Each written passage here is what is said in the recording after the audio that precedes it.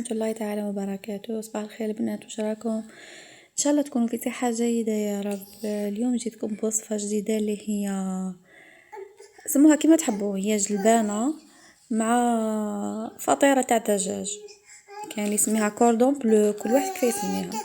بون لهنايا في برمتنا نحتاجو جبت كركاس برك، زوج مغارف بصلة، ملح، كزبر، فلفل الكحل، وشوية ثوم، وشوية على راس المورف كركم على كولر.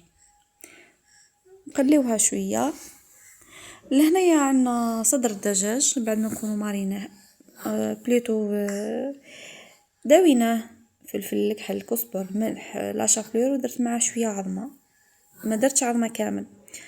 وهنايا عنا الكونتيتي هذه قسمنا، انا عائله صغيره ما نحبش نكثر بزاف، جاتنا خبزه دوك تشوفوها في الكسكاس كيفاش جاي. هنايا حليت الخبزه الاولى في البابي فيلم من هنا الساعه باش ما تلصقش، ومن بعد نيطالي عليها الفرماج هذا جبل الوليد الفونديون، هذا هو اللي نشتي نخدم به، بس استخدمت بزاف اجبان و ما مش حتى اجبان تحضيرات ما عجبونيش، هذا ما نبدلوش. نيطالي عليها كيما هكا، ونزيد نحط لابارتي دوزيام هذه نحطها فوقها ونحاول نقفلها كيما راكم تشوفوا دوكا. راني قفلتها. اللي يحب يعاود يحطها في الفارينه ويحطها في البيض ويحطها في لاشابلور يديرها، تجيك شغل كوردون بلو. ما واللي ما يحبش يخليها هكا برك. انا اكتفيت حطيتها كيما هكا، حطيتها تفور. مده الطهي نتاعها ساعة غير ربع، ساعة غير ربع حتى نص ساعة نورمال. نتوما راكم تفيريفيو بالكوردون شاك فوا تروحوا تطلعوا عليها.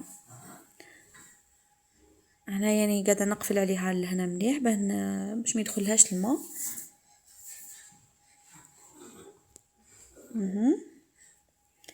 وهنا دوك نحطها في الكسكاس تفور. ديجا نكونوا حطينا البرمه تاعنا تسخن. هاي ليكم، هاي جاتني تقريبا قد الكسكاس. خليوها طيب. ولا هنايا هاي تقلتنا البرمه نتاعنا، هاي تتقلى نورمالمون يبانت لي، هاي تتقلى البرمه نتاعنا. بعد ما تتقلى كامل مليح نزيدو لها الجلبانه. انا هنا ما صورتش، نزيد لها الجلبانه بس معناش بزاف حوايج اللي حيطيبوا ولا. ونكون هنايا قليت البطاطا بتي كوب، عذرا على الصوت برك. هذا بني راهو يشرح لكم في الوصفه. لهنا خرجتها من الكسكاس وقليتها كما راكم تشوفوا. هذا هو طبق تاعنا تاع نهار اليوم. ان شاء الله يكون عجبكم، وصحة فطوركم وصحة سحوركم، وفي امان الله.